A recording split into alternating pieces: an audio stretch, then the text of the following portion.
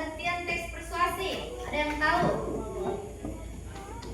Jadi teks persuasi itu adalah jenis tulisan yang bertujuan untuk mengajak, mempengaruhi, atau membujuk pembaca dengan tujuan agar pembaca melakukan perintah yang ditulis oleh penulis.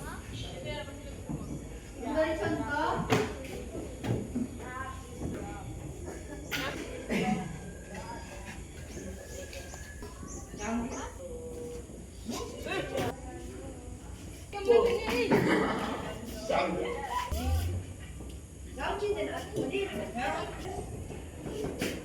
Perhatikan teks persuasi tadi itu adalah kalimat ajakan yang tujuannya mengajak atau membujuk. Jadi perhatikan contohnya.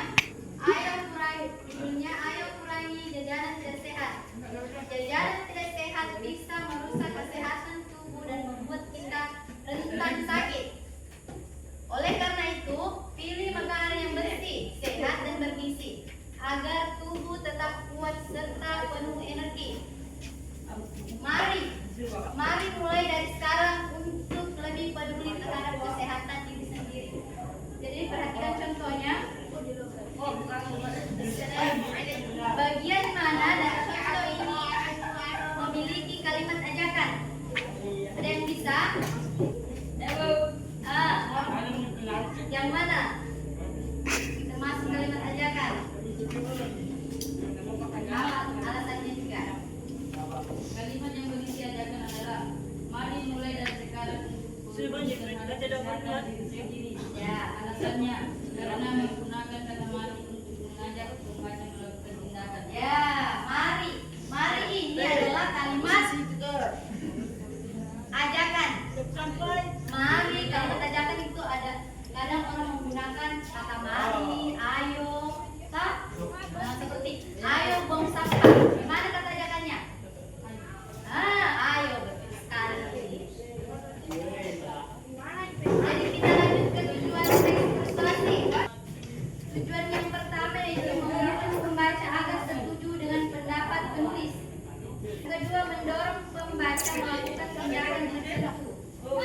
Contohnya seperti membaca buku 1 menit bisa meningkatkan kosakata 30%. Yang ketiga, menerapkan keyakinan atau sikap positif. Seperti contohnya pentingnya menjunjung tinggi kejujuran, yaitu sikap positif. Kata jujur itu juga positif. Sampai sini bisa paham? Ada yang bisa simpulkan jika teks persuasi gagal mempengaruhi pembaca itu bisa disebut apa? Kenapa? Saya mengambil banyak apa? Mata.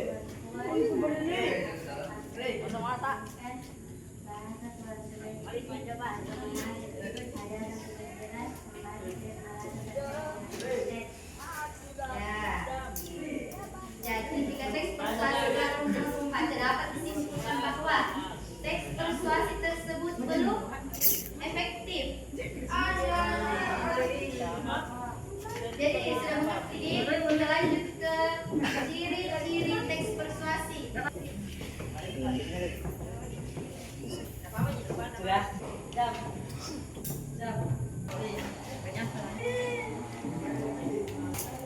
Perhatikan ciri-ciri teks persuasi ada 6. Yang pertama, mengandung kalimat ajakan.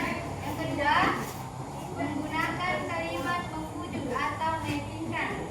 Yang ketiga, menyertakan alasan, fakta atau data pendukung. Yang keempat, bertujuan mempengaruhi pikiran, sikap, dan tindakan pembaca. Yang kelima, membuat bahasa positif. Yang terakhir, menggunakan penegasan. Jadi ini mengandung kalimat ajakan, maksudnya ini ada kalimat ajakan di dalamnya. Seperti tadi contohnya, ayo buang sampah pada tempatnya. Ada kalimat ajakan. Yang kedua, menggunakan kalimat membujuk dan meyakinkan. Contohnya, mengikuti olahraga rutin bisa meningkatkan kekuatan fisik. Jadi ada kata meyakinkan. Yang ketiga, menyertakan alasan, fakta atau data pendukung. Biasanya ini seperti misalkan, menurut peneliti, membaca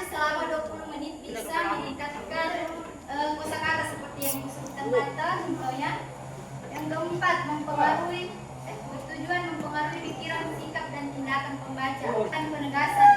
Ini menggunakan penegasan seperti misalkan kebersihan itu sehat. Itu ada kalimat penegasan, kebersihan itu sehat, tegas. Sudah mengerti kah sampai di sini? Jadi kita lanjut ke materi selanjutnya. Struktur teks persuasi yang pertama, pengenalan isu. Contohnya, banyak siswa yang masih malas membawa bekal ke sekolah. Jadi pengenalan isu berarti nanti pembahasannya itu tentang siswa yang jarang membawa bekal. Yang kedua, argumentasi. Contohnya, padahal membawa botol minuman sendiri dapat mengurangi sampah plastik dan menjaga tubuh tetap terhidrasi saat belajar. Yang ketiga, ajakan atau penegasan. Terkadang di sini sudah melakukan kata ajakan seperti ayo membawa bekal ke sekolah atau membawa botol air minum. Kita lanjut ke jenis-jenis teks persuasi. Jadi jenis-jenis teks persuasi itu ada 5. Yang pertama, persuasi sosial seperti jangan membuang sampah sembarangan. Yang kedua, persuasi politik. Ada yang bisa sebutkan contohnya? Karena itu kalau politik itu masa-masa politik itu kayak pemilihan desa, bikin orang slogan atau poster.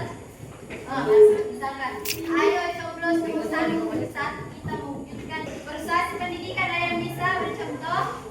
Apa contohnya? Persuasi pendidikan. Ayo membaca buku. Persuasi iklan, ada yang bisa? Apa? Contoh iklan, kadang itu ada di Shopee, apa kata-kata biasa kalimatnya, ada di YouTube, di TV, apa kadang itu kalimat ajakannya. Ada yang bisa? Contohnya misalkan ada penjual kopi toh, dia membuat iklan seperti membeli kopi hari ini jam 6 sampai jam 8 pagi, beli 2 gratis 1. Itu termasuk persuasi. Ayo iklan. Yang kedua, persuasi kesehatan. Ada yang bisa? Seperti ajakan cuci tangan atau jangan merokok. Itu termasuk persuasi kesehatan. Kenapa? Kenapa tidak bisa menjawab? Apa tadi contohnya persuasi kesehatan? Jangan merokok. Mari merokok. Ada yang lain yang bisa? Ya, cuci tangan sebelum makan. Ada lagi? Ya, gosok gigi sebelum tidur. Bagus sekali. Sampai di sini sudah paham? Paham. Jadi ibu ingin kalian membagi 3 kelompok. Jadi ibu ingin kalian mengerjakan tugas yang ibu bagikan. Di sini ada 3 gambar. Di sini ibu sudah menyiapkan kalimatnya. Kalian tinggal menentukan ini teks persuasi jenis apa. Jadi perhatikan tadi penjelasannya ibu. Dan ibu ingin kalian menentukan mana di sini kalimat ajakan, mana pengenalan isu, mana argumentasi dan kalimat ajakan. Oke, ibu kasih waktu 10 menit.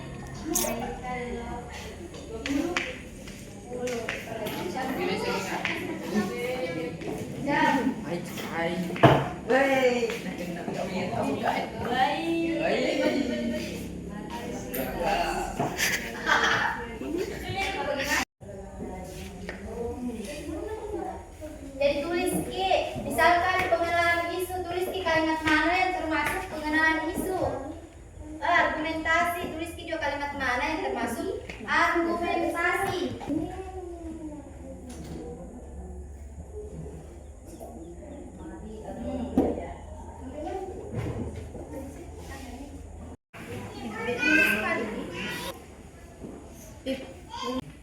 Bantu temannya.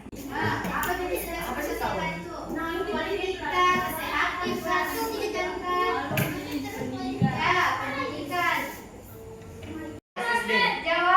Berapa? Jangan dulu di sini nak. Jadi perhatikan. Mana gambarnya? Apa ini? Jadi ya kalimat ini termasuk jenis teks persuasi pendidikan. Kan cek tembok. Jadi pengenalannya itu kalimatnya mari membiasakan membaca selama 20 menit. Perhatikan dulu. Yang kedua, argumentasi dari apa? Alasan atau fakta toh? Fakta. Di sini kalimatnya kebiasaan membaca tidak hanya menambahkan wawasan, tetapi juga meningkatkan kemampuan berpikir kritis dan itu kreativitas. Badan tenan tembok. Baik toko yang tambah tunggu karena memang membaca selesai kalimat dari saya. Yang kedua, yang ketiga, tiga yang besar, yang kecil. Perhatikan ke. Pada penjelasannya ini jadi jangan ragu. Pilih dulu yang kamu sukai karena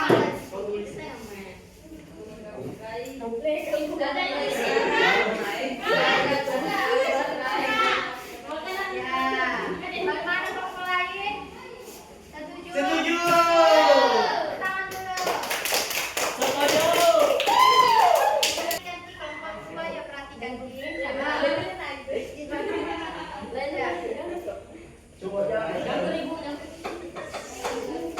Jenis struktur teks persuasi yang pertama pengenalan isu. Bacakan kalimatnya.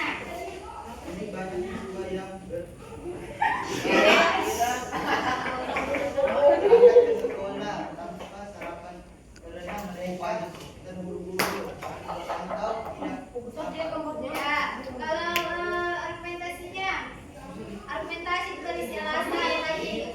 Baca di sini, baca. Alasan baca ini ya. Yang nomor dua.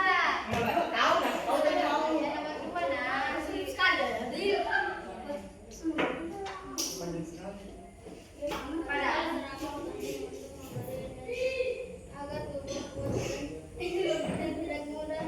Kemas dengan sarapan dan bisa rebus. Mengajar. Nah, itu sebenarnya.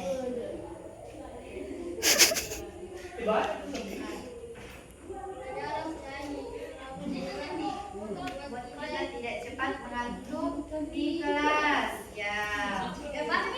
Alasannya bacakan lagi.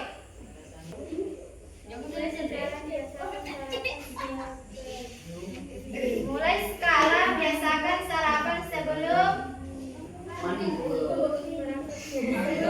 ke sekolah. Seperti roti, telur.